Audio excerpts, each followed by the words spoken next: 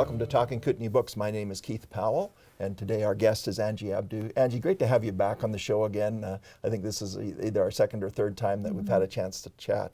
And it's the occasion of your new book, so Home Ice, Reflections of a Reluctant Hockey Mom. So looking forward to talking to you about that and just finding out sort of the motivation and inspiration behind this book.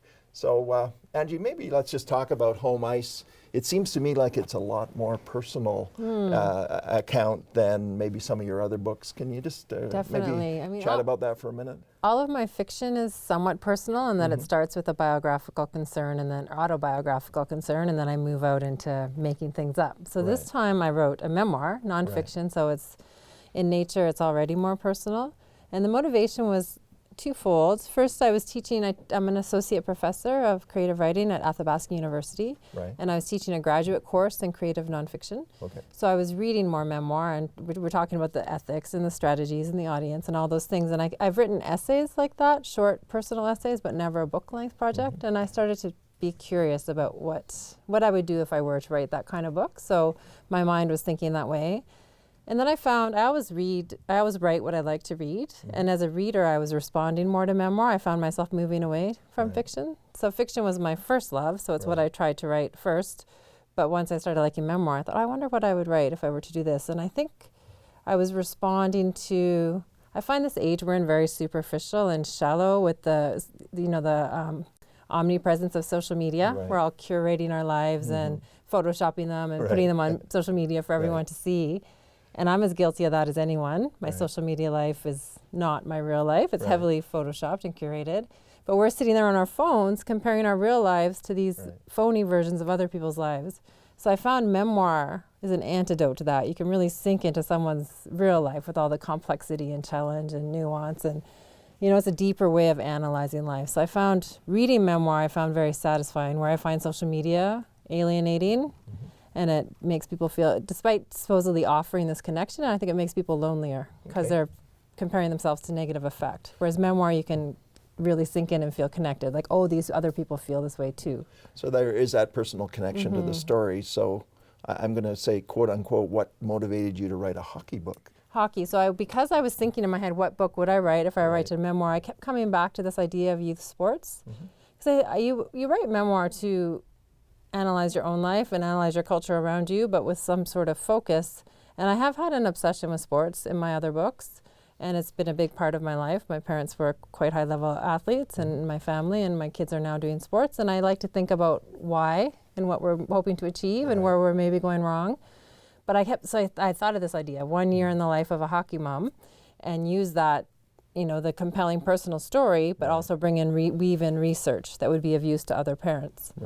And I commend you on the research. You've done a lot of research on this book. People, even my close friends who knew I was working on the book, were surprised by how much research I did.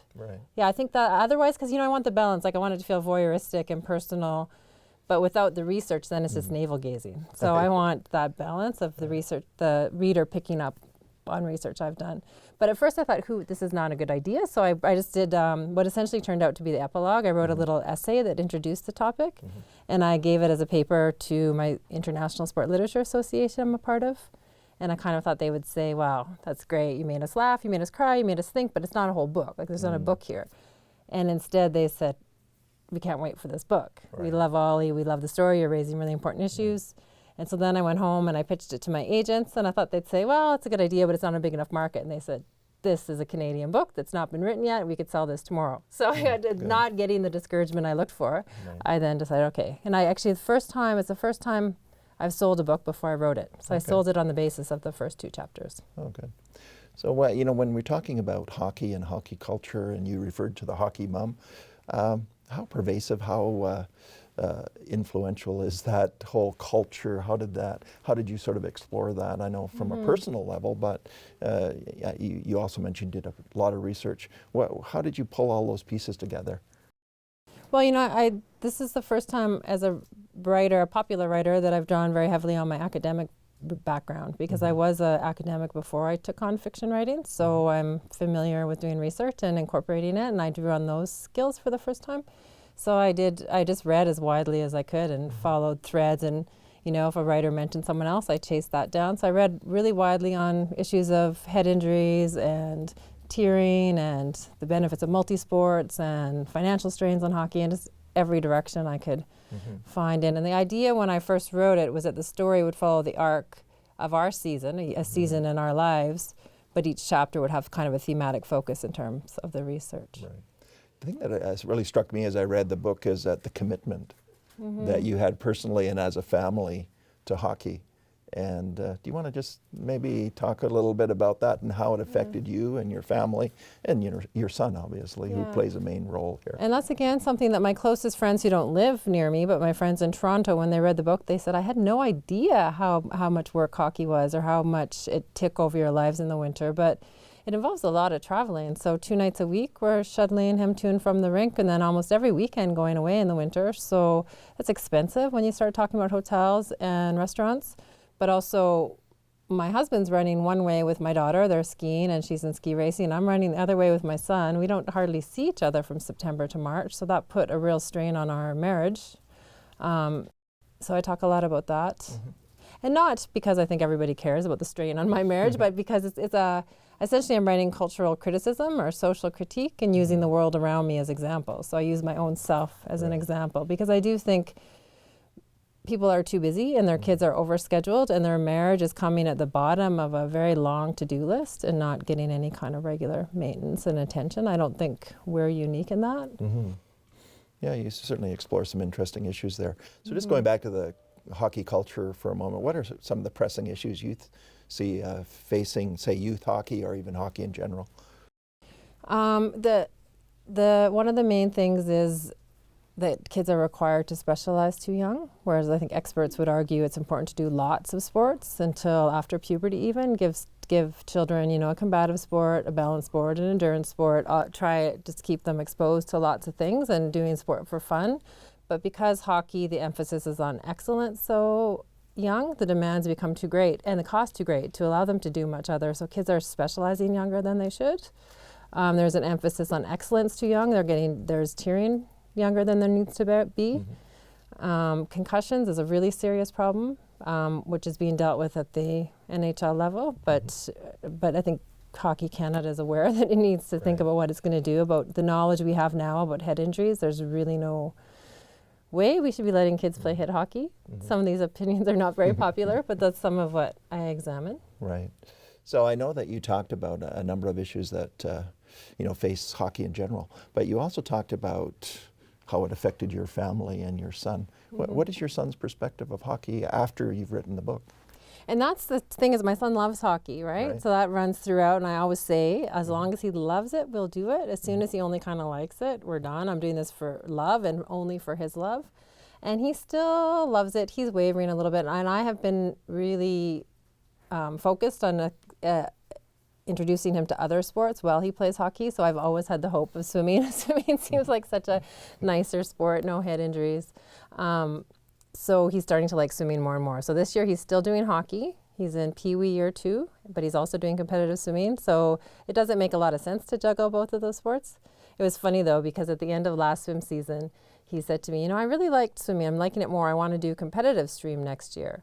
So I said, okay, great. Well, if you're doing competitive swimming, we can't really do competitive hockey because it's hard to balance 2 competitive sports. So he said, okay, then I'll do hockey. I said, okay, you can do both. So the rules are kind of slippery. So I'm playing that game where I'd really like him to choose a different sport before we get into hitting and before the whole issue of head injuries becomes something we have to think about. So he's doing both, and he still loves hockey, but he does find, he wishes it was more just for fun. And it is like... So do you think the fun in hockey has disappeared somewhat?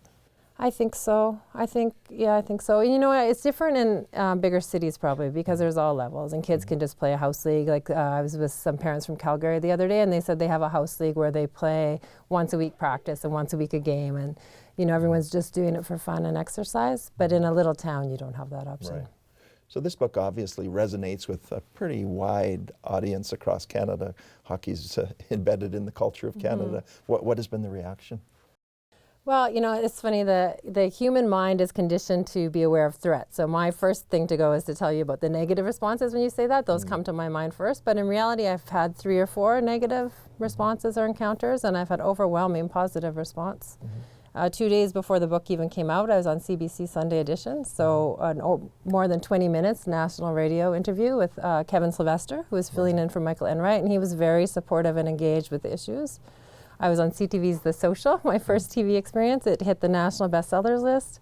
I had a really interesting meeting with a man named Jeff Turner, who's on the board of directors for Ontario Hockey Federation. He had heard me on Sunday Edition and then read my book, and he said, hockey's in a crisis. People are dropping out faster than we would like them to be dropping out, around the age of 13. We have to figure out how to make hockey better for children and for families and more affordable and keep more kids in longer. So he said, we're interested in all the ideas that we can get, and you've obviously spent a lot of time thinking about this. So he and I had a really interesting meeting. In Winnipeg, I met this woman from the Sport for Life Association, and they invited me to do a keynote at their summit in Gatineau in January. So people are really starting to think about how to make sports healthier for families and healthier for kids, and less emphasis on excellence at a young age, more emphasis on fun and fitness. Right. So your book has sort of prompted that discussion, or made people re-examine maybe how they look at the culture of hockey? I think the benefit of my book is that it's not like reading dry research, right? It gives someone a compelling personal story, and then they pick up the research along the way. So it's a quick read. I think did you find you read it quickly? Yeah, no, it was really, I found it an engaging read. However, I did notice there's a bit of grit or reality there as well. And is that sort of reflecting your attitude as to how you approach the whole hockey culture, or? It seemed to be a bit more grittier than maybe some of your other books. Oh, you think so? Yeah. Yeah, maybe. Maybe I was in a bad mood. Who knows? I always find it funny to talk about my books in that way once they're out. I find as I get older, more and more, I like the writing process, and then it's done and it's on the shelf and I'm on to the next thing. So let's maybe. just talk a little bit about the title, Home Ice. So there's sort of a double meaning there, right? Can you just talk a little bit about the sort of why you chose that title? Yeah, and I have to admit, I didn't come up with the title. My agent's friend came up with the title. We just called it Hockey Mom at first when we sold it, and then we were playing around with going overtime, and we had all these different sport analogies, and we couldn't quite get it perfect. And then my agent, Jesse Finkelstein, was watching a hockey game with her friend Trina White, who's also in publishing, and there was someone had Home Ice Advantage, and they said, what about that for title, Home Ice Advantage? And then they said, no, just Home Ice. And it's perfect because it's about the home front, about domestic life, and about an ice that descended over our relationship, and as well as being about hockey, home ice. And some people have told me that they thought I undersold the book by pitching it as a hockey book, because they said really it's about contemporary life and our tendency to overschedule and to strive for something that doesn't really make sense to strive for, and to sacrifice happiness and family time in that striving. So that's an interesting point. And I have got emails from people they say, I don't have kids and I don't like hockey, and yet I really liked your book because of this other thing you were talking about, whether it's the marriage or the family. So, but I do think I had to have a focus to the book. I couldn't just say, here I am talking about family life. That's a bit too wide. So what's reaction been among the hockey mom crowd? That depends. I kind of wish that I could put a little glass bubble over Fernie and have them not read it, because I think outside of Fernie, I've had a lot of really interesting conversations with hockey mom. My idea was I felt that family life moves so fast and that there's not really time to evaluate and to think, why are we doing what we're doing? You just run along and do what everyone else is doing. So when I wrote the book, I was able to push pause in a sense on that race and just have a good hard look at our life and incorporate research and say, how could we be doing this differently? What could make us happier? And so by reading the book, I hope that other moms can have that same kind of pause. By immersing themselves in my story, they can look at their own life, they can make use of the research, and they can think about how they're living, and that they don't have to do everything as they're told or race along. There's room to make your own decisions as work for your family. So I think that works for people who don't know me and are reading the book outside of that. But I think in Fernie, sometimes people feel like it's about them or it's about Fernie, and they feel like it's too critical. And so there's been I've got yelled at now and then in the stands. So that's not really awesome, but that's part of living in a small town, and when people If I wrote in a bigger city, I would have more anonymity, Right. and the people who feel like they've been written about would have more anonymity, and there wouldn't be that uncomfortable. But that's a common problem of writers writing in small Sure. towns. So just to wrap this up, let's just talk, why do you think this is such an important issue, or why is it an issue being so talked about, maybe newsworthy right now?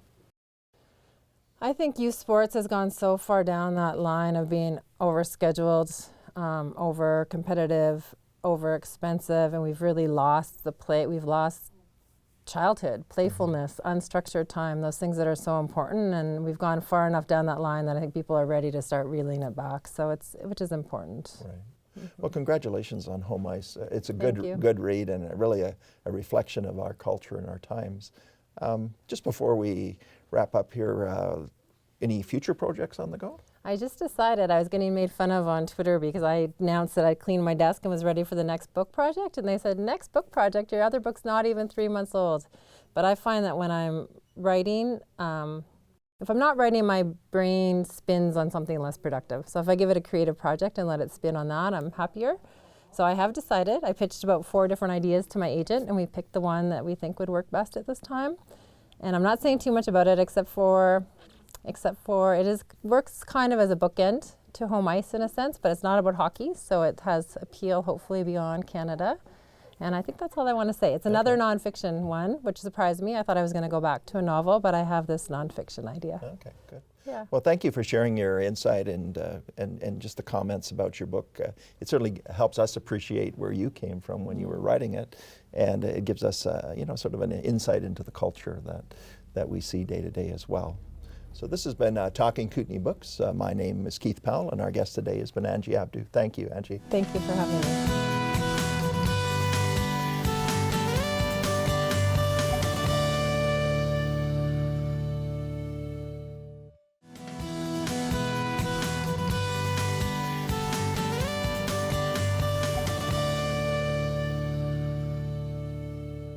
Welcome to Talking Kootenay Books. My name is Keith Powell. I'm your host. And today I'm really pleased to have as our guest Jody Jacob. Jody is based here in Cranbrook. And Jody, you've just published a new children's book, The Man and the Bear. So congratulations, exciting project for you. Yes, it is. Thank you very much. So tell me about the inspiration. How did this book come about? Sure. Well, this book was based on a song written by my great-grandmother, honestly, probably about a century ago. Okay. It's been passed down to my kids, so about 5 generations. It's something I've known my whole life as a song, something my great-grandmother sang to my grandmother, sang to my mother, sang to me, and now I sing to my 2 boys. Okay. And it was actually when I had my first son, and I actually remember sitting at my office at UBC Okanagan at the time, right after mat leave, and thinking, I want to do something. What can I do? And I think I was sort of craving a way to maybe, work from home or do something for my family, and get out of maybe like the daily sort of 9 to 5 grind with an hour commute on each side. And I thought about the book, and I put it to paper, and I emailed a friend at the time who's a really great artist, and I said, would you be interested in this? And she said, not totally. Right now, I'm very busy. I just had a new daughter. And then I got pregnant again, and it just sort of went to the sidelines. And then about a year ago, I was talking with my grandmother, and she's 82 years old. She said, I would really love to see this done. And at that time, I thought, yeah, it's time that we did this. So, I started my own business. I'm working from home now, and the timing's there. So I kind of did it off the side of my desk, and I'm very lucky because throughout the last 15 years of my career, I've been in touch with amazing editors, and I know lots of people who have worked in publishing, and I know great graphic designers and illustrators and artists, and I have a ton of support. And then me myself, I do marketing. Right. So it was just kind of like, if I have the capability to do this. I have the support network. I have a lot of support in town here, and my grandmother wants it, and it's time to go. So it seemed like everything aligned just right to make that happen. It did. So let's talk about the illustrations. The illustrations are really neat in the book, and makes the book come alive and so forth. So Can you just talk a little bit about that? Totally. So the illustrator is a friend of mine named Tyler Pentland, and I actually met him when I was working at UBC Okanagan, and he's an incredibly talented artist, painter, and graphic designer. And he's a very good friend of mine and a colleague, and I knew immediately when I wanted to take this on, it would be him that I wanted to work with. And we're very kind of kindred spirits with like minds. And I sent him the story, and I thought, good luck, because I know what this looks like in my head. You know, Right. I'm so close to this. And he sent the sketches in a few weeks, and I was like, I love it. I love the old man. I love the expression on his faces. You totally nailed it. You know, bright, colorful, fairly, you know, simple designs on you know, white background pages. And yeah, he was just a joy to work with. And, you know, right up to the last minute of when I was working with the printers, I was 11:30 at night. You know, I forgot an R in this word. Oh no! And you know, don't worry, don't panic. I'll get it. And So tell me, how long was that process? How long did it take you? so it was probably about a year from the time I actually decided to do it to the time I got it done. And I finally put a deadline on it. Like, I really want to make like the winter's market and you know, get to Christmas sales, and it's time to do that. So November 1st was my deadline, and I probably just started going hard on it about 3 months before that, like back and forth with the designers. So. Oh, good for you. Yeah. And what's the initial reaction been? It's been really, really good. I think, you know, people can tell that this is a very personal project, and there's a lot of love in this book. It's a tribute to the women in my family who are very strong women, rebellious women, and as well as this, you know, my brothers, even for my brothers, like this, you know, we all know this song, we all sing this to our children and our family, and to put it to paper, and I think people can like feel that love. And so I've had people email and just say, like, I love everything about this book, and I'm so excited to give it to my children. And so that's really special for me to hear, because I'm so close to it. It was really difficult for me to edit it and look at it critically. You know, it was tough. I sing it as a jingle in my head when I read it. So having that feedback from the community, I'm like, because you know, the nature of my business being in marketing and public relations is, you know, I can promote the heck out of somebody else all day. But when you kind of turn the spotlight back on yourself and do something for yourself, and I've had a lot of support in the community for it, but you just, it's nerve-wracking. So. Well, good for you. It reads really well, and it's a fun book, and I can just see the young audience eating it up. So I wanted to ask you about the process. So the song already existed? Is that what you're telling me? It did, yeah. So the book isn't exactly like the song was. There was a few things changed based on what made more sense for print. And also, you know, something that was wrote so long ago, you know, modernizing it a little bit, you know. Had to make sure that phone was sketched like a cell phone and not a old dial-up, which nobody would know what it was, which actually Tyler had drawn in the original proof. But yeah, you know, and because I was working with a friend and colleague who I really respect, it was a very, you know, natural, easy progression. We're both laid back, and you know, I started kind of exploring what I should be doing to, you know, publish, and whether I wanted to seek a publisher. And I actually sat down with Maurice Fritz, who does Kootenay Living magazine in town, and he said, well, you know, you've got a designer, and you've hired an editor, and you own a marketing company. So you want the name of my print guy, you know? And I thought, yeah, okay. And then, you know, once I made that decision, it was just like full steam ahead. So. Oh, good for you. And so what's your family think of the project? They love it. They're so excited. Yeah, they're so excited. My mom, you know, is selling books to friends and cousins and a lot of people all over the place. And I'm really lucky because I think I have a lot of people rooting for me and a lot of people on my side. So I've been literally shipping books to, you know, as far as Australia, from, you know, people who are friends with my husband to Victoria to all across Canada. And so if I'm not mistaken, there's a bit of a charity element to that too. Can you just talk a little bit about that? Yeah, for sure. So again, you know, the nature of my work or whatever, I do a lot of cause marketing, and I truly believe that if you're going to do something, you might as well try to do it in a way where you're going to benefit the most amount of people. I know Jordan McDonald from Big Brothers Big Sisters really, really well. She's a fabulous executive director. She runs the organization awesome. It's an organization that does so much for children in our community, and if I was going to do this, I knew I would want to tie it to a nonprofit. And Big Brothers Big Sisters, there's so many good organizations publication in town that work with children and for children, but that one just made sense, and I have a relationship with her, and Good. yeah, so. So 10% of every book sold goes to Big Brothers Big Sisters, and at the launch, it's 50% of every book sold. Wow, that's a nice tie-in. Good for you. What about the future? Any other projects in mind, or? I think so. Like, I used to write a lot. I used to write all the time. I would get up at 3:30 in the morning with coffee and Baileys and start writing. And then after I had kids, I lost that a little bit.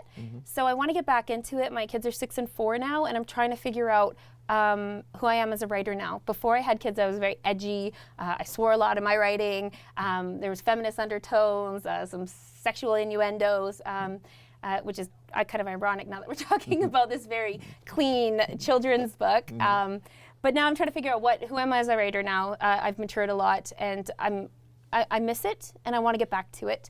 I do have another children's book that I've kind of been working on and playing around with, and Tyler's excited about my artist, so I think that'll be next. So lots of creative ideas to come? I hope so, the roots of them. The roots of them. I feel like I need to work more to get better, to get to the level that I would like to be, to produce more.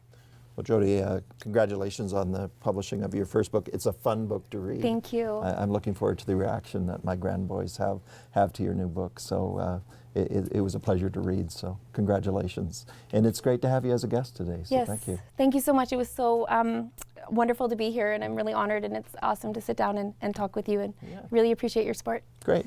Thanks. And we'll have you back when your next book comes out. Great. And, my name is Keith Powell, and this is Talking Kootenay Books.